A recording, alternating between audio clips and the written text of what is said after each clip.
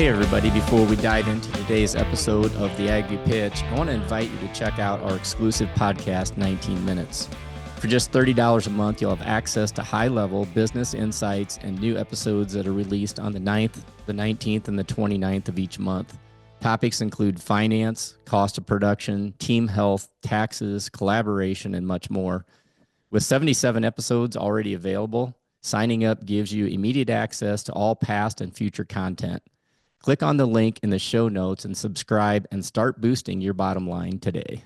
Welcome, everybody, to another episode of the AgView Pitch. We are going to have a conversation today about all kinds of fun stuff. We've got Paul Neiffer with us today. How's it going, Paul? Good. And yeah, it seems like half the time or more when I get on here, when you use the word fun, it's not really fun. So, and that's probably going to be, well, actually, part of it today won't be so much fun, and part of it might be some fun. So, Yeah. Well, you've got the beneficial ownership information report is back on again. And so we're going to talk about that. And then we're also going to talk about the budget that the House passed and some things that might tie into our operations in terms of, tax relief or something along those lines. So let's start out with the BOI, right? It's the beneficial ownership information. Explain what's going on there again and why do we need to know about it? Yeah, and this is like a whipsaw or a teeter-totter, up, down, it's on, it's off, it's on, it's off. I mean, I think we've had this happen about 6 times now, but essentially about a month ago, we had the Supreme Court lift what was called the national injunction. So that was a national injunction that said you don't have to file the reports, and the Supreme Court came in and said, no, we're back on. And then fincen.gov, which is where you report these beneficial ownership information reporting. That's the website. It's fincen.gov. So fincen.gov came out and said that because of this other court case, that it's called the Samantha Smith et al. Case that was winding its way through the court system, that, well, we're going to delay you having to file these reports. But then another judge came out and lifted that stay. So, and that happened last week. So I think it was last week, either late or early last week, or maybe late the week before. I can't remember. It's too many things have happened. But they came out and said, effective now, you have to file the report by March 21st of 2025. Now, that's what's in place right now. Now, the issue, well, maybe issue is not the right word. They also said, hey, we are studying ways of not having you have to file these reports if you're fairly simple, like a husband and wife LLC that owns some farmland. Why in the world are they having to file this report? Because they're not money laundering, they're not doing bad things. So they said, we're reserving the right to come out with some additional guidance indicating whether you really need to file these reports or not. But we haven't seen that guidance. Also, we have a continuing resolution or a budget bill, and it's not even a budget bill, it's the funding bill. It's the bill that keeps Congress keeps us funded. That has to be done by March 14th. In the House, they passed, I think, like 394-0, a bill to extend the filing deadline to December 31 of 2025. In the Senate, that bill was introduced. It hasn't been voted on, but I get the feeling, and this is just me surmising, I get the feeling that that bill might be part of the March 14th continuing resolution. So maybe the March 21st deadline is really going to be December 31. But right now, we don't know. So what the rule is now, I think that's the only thing I can tell you. What the rule is now, you have to get these reports filed by March 21st. So you have essentially 20 days to get it done. And my advice for most farmers, if they have one or two of these, just get it done. Get it out of your hair so you don't have to keep fretting about this. The typical amount of time it takes, Chris, to file one of these reports, 5 to 10 minutes. It is for the typical farmer that's got one or two LLCs and it's owned by him or her and their spouse, maybe one or two kids. It's going to take you 10 minutes max to file these. So I would just get them done. Yeah. And a lot of people probably do have them done. Is there anything else? I mean, as long as they've gone into the The As long as they've gone fincen. in and nothing's changed, you haven't changed ownership, you haven't changed driver's license information, you haven't changed your physical address, you're done. You're done and forever until a change happens. So if you've already done it, this March 21st deadline doesn't mean anything. What's the definition of a change? So like if before you were reporting somebody and they're no longer associated with the company, that would be a change. Let's say their ownership went before they were under 25%, now they're over 25%. That's a change. Or let's say you had a kid that owned 5%, you didn't have to report him, but now he's in charge of the LLC. That's a change. If you got a new driver's license or a new physical address for either the company or for your home address, that's a change. Those are the typical changes that I would see. Mhm. And what about gifting? If you got a family member gifting over to, Yeah, so if you before you were over 25% and you gifted some to your kids and that dropped you below 25%, then you need to update. Well, you may not have to update yours because you have probably significant control. So that still may not require a change. Mhm. So you have these hurdles that you have to meet in order for it to be a change. So I What are think the, for most of the people that would be listening to this, the major change is going to be, you got a new driver's license, it's got a new number, or you moved. That's going to be the big change. yeah, what are the consequences if it's not done? Right now, potentially. Now, I think if you just miss it and they catch you and say, "Hey, get this updated," probably nothing, but potentially $600 a day penalty, approximately. I'm not sure what the final number was. Last year was 591. It's indexed to inflation, so I'm guessing maybe 610, something like that. Gotcha. Okay. Well, that's fun information. So That let's, was the fun part. yeah, right. Let's transition over to the budget that the House passed and what does that mean? And it's got to go to the Senate yet, but talk a little bit about the tax implications. Yeah, so we know that President Trump and the Republicans would like to permanently extend the Trump tax cuts from 2017.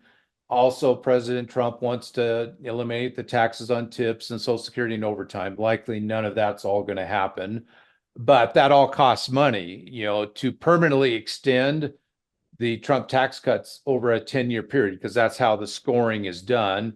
Costs at least 4.5 trillion. You add in everything else that Trump would like to do, that's another 2 to 3 trillion. So you're looking at 6 or 7 or 8 trillion increase to the deficit by doing all this.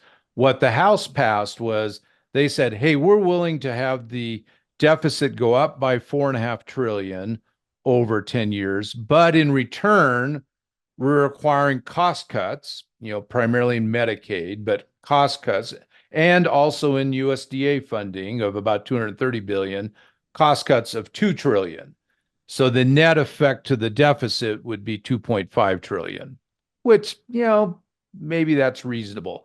Now, what they said is if you're not able to cut costs by 2 trillion, we're going to require you to reduce that 4.5 trillion that you can increase the deficit by on a dollar for dollar basis down to 1.5 trillion. So if the cost cuts come in at 1.5 trillion or less, then the maximum they can increase the deficit to cut taxes is 4 trillion. Now, like I say, over on the Senate side, the Senate is proposing what they call sort of a current baseline, where they're saying, hey, we know that the Trump's tax cuts are supposed to expire at the end of the year, at the end of 25, but we all know that they were going to be extended. And since we knew they were going to be extended, we don't have to count that as part of that 4.5 trillion. So if the House and the Senate go along with that, then there's going to be an extra 4.5 trillion for extra benefits. The no taxes on tips, no taxes on Social Security, no taxes on overtime, maybe cutting the corporate tax rate for domestic production down to 15%. That's something that Trump would like to do. If they get that crammed through, we're going to see the deficit go up by potentially 9 trillion over 10 years. That's what my concern is. Just because they say we don't have to count this 4.5 trillion, yeah, or whatever the permanent extension, the Trump tax cuts is, It's still going to increase the deficit by 4.5 trillion. So the Republicans, they're definitely doing funny math right now, but it Interesting. may happen. It may Yeah. happen. And all the stuff Doge is doing isn't going to make much of a dent in it anyway, right? I mean, it's just, I, I mean, they're I they're trying to do, I think, the right thing, but there's there's definitely turmoil around. Yes, there's turmoil for sure. Yeah, let's say you cut 1 million federal employees. Let's just think about this. We cut 1 million federal employees, which would that be a pretty good size cut. And we're not talking the Army or the armed forces. We're just talking, the administration side. So 1 million, let's say the average wage and benefits is $100,000, just as an example. I got to do my calculation here. I want to make sure I'm not off by some dollars here. So let's go. We got 100,000 times 1 million. That's 1 to the 11th power. So let's see if I can. That is 100 billion. Okay. So you eliminate a million federal employees. That's going to save 100 billion a year. Okay. It sounds like a lot of money. Well, those federal employees were paying a whole bunch of taxes into the system. So that we're going to reduce the 100 billion of savings by about, let's say, 25 billion. Now we're down to 75 billion. And, that still, over 10 years, that's 750 billion. And we've increased the deficit by 9 trillion. So, the math still doesn't work. So we'll see. We'll Mhm. see. Yeah, it's going to be interesting because it's and I mean it's a such a political thing, but one of the things that I've always noticed in budgeting for the farm operations is we can try to save money or whatever, but you can never save yourself to prosperity. You kind of got to No. figure out how to generate revenue rather Yeah. than, and Yeah. you can slow the spending down, and that doesn't hurt and helps, but you got to figure out how to how to generate Yeah. how do you Yeah. increase productivity is really one of the things I think that I don't know. It's Yeah. a And complicated our matter. and our problem is that our GDP is growing at 2 or 3%, Mm. and our deficit's growing a whole lot more than that. And eventually, is the U.S. going to become like I'm not going to say a third world country, but are we going to become like a Greece or an Italy or a Spain or France, some of these other countries where our debt, now we've been able, because we are the currency of the world, we can print ourselves out of it, but at some point that tends to go the other way. Mhm. But we don't have the Democrats and we don't have the Republicans really that interested in, or a president that interested in this, because Trump wants to eliminate the debt ceiling anyway. So, President Trump, throughout his history, has used debt and a lot of debt. So debt doesn't scare him. So, and Mhm. I'm not saying it scares me right now, but eventually I'm more scared for either my kids or my grandkids than I am for me. Mhm. Yeah. Yeah, that it's you can't, at the rate of increase, I just can't imagine how that is sustainable No. over over like decades, right? And Yeah. I mean, you might be able to survive for quite a while, but eventually you got to pay the piper and I don't know, it's pretty Well, big. and we have a Medicare and a Social Security issue in about 6 or 7 years staring us in our face. So there's Mhm. going to be some changes there, and that definitely is going to affect our kids and grandkids Mhm. more than you and I. Yeah, it's going to affect a lot of people listening to this because we have a lot of 30 somethings Yep. and Yep. they're going to, you know, it's going to affect them as well. That's why I wanted to have this conversation. Anything else that is something people need to do, pay attention to, watch or whatever?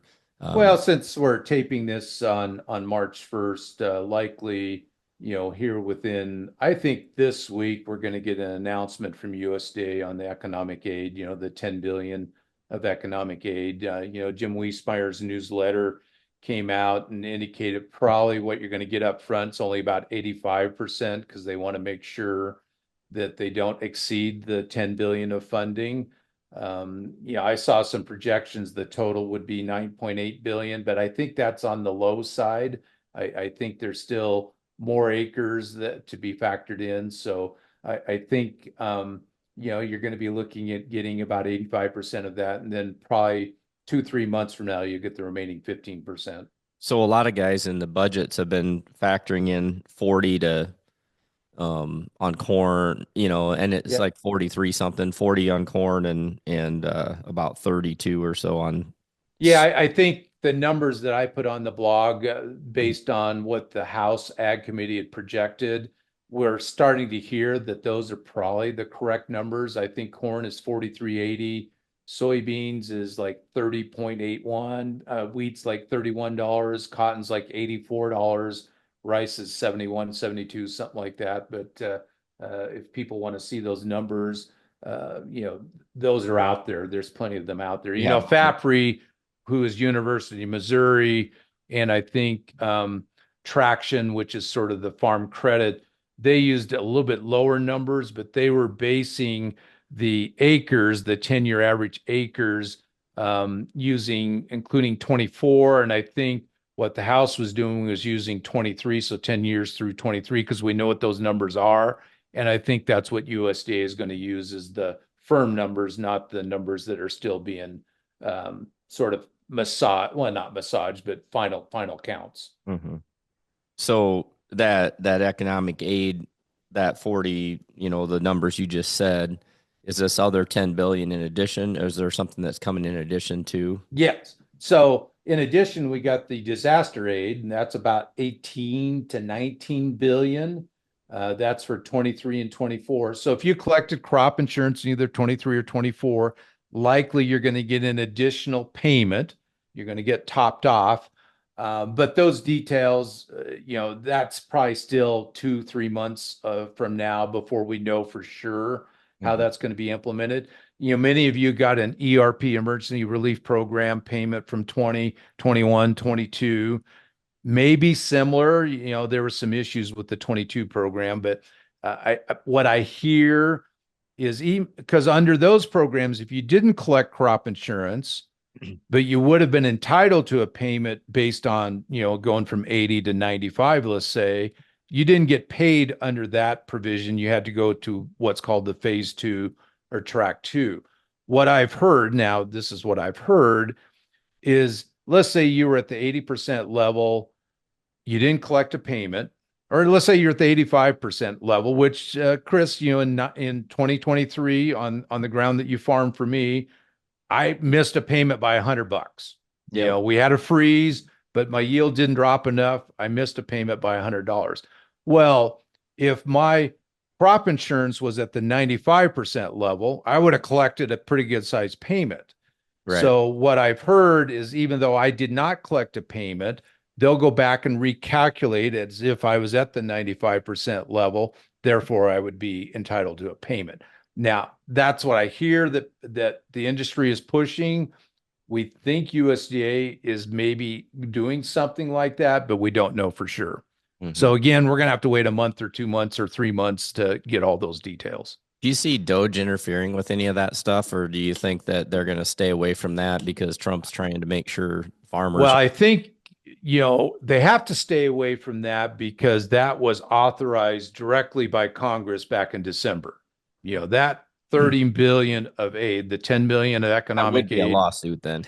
that would definitely be a lawsuit that they would automatically lose, because that was authorized by Congress. Okay. A lot of this other stuff, yeah, you got authorization, but it's not direct. I mean, this is pretty much direct. Although the Inflation Reduction Act authorized about 20 billion of, equip and CSP and so on. And, Doge, or the administration, has delayed that. But again, that was authorized by Congress. That would require Congress to come back in and eliminate or cut it. So, but there's a lot of that authorization was later years, 26, 27, 28. So they have some leeway there. Mm-hmm. Okay. Well, anything else that we didn't hit on? That's kind of covered. The only fun part is, the weather's starting to look up. We got spring planting just around the corner, Mm-hmm. and The good news is I have plenty to blog about on my blog, Yeah. farmcpareport.com. So Yeah. over the next 6 months, I'm not going to run out of anything to talk about. Yeah. Well, maybe people can be checking that out and Yeah. for Yeah. sure. And that sounds really good. I think like you said, the happy part is once farmers can get back out and smell the soil and get start planting again, they'll be Yeah. happy. So, Yeah. and then in Yeah. the meantime, hopefully this stuff gets figured out. So, everybody's going to be able to use a little bit of extra revenue to come in, I think, during the course of Yeah. 2025 for sure. Yeah. So that's good Yeah. news too. Farmers are always looking forward to either tractor therapy, sprayer therapy, or Yep. combine therapy. Yeah, So and exactly. I'm including me. Yep. So, Yeah. Yeah. Well, we'll have the tractors ready for you. So whenever you want to come and have at it, we'll keep you busy. So, okay. Sounds good. Thanks, all Chris. right. Yeah. Thanks, Paul. Thanks everybody for listening. We'll catch you again next time on the Agri Pitch.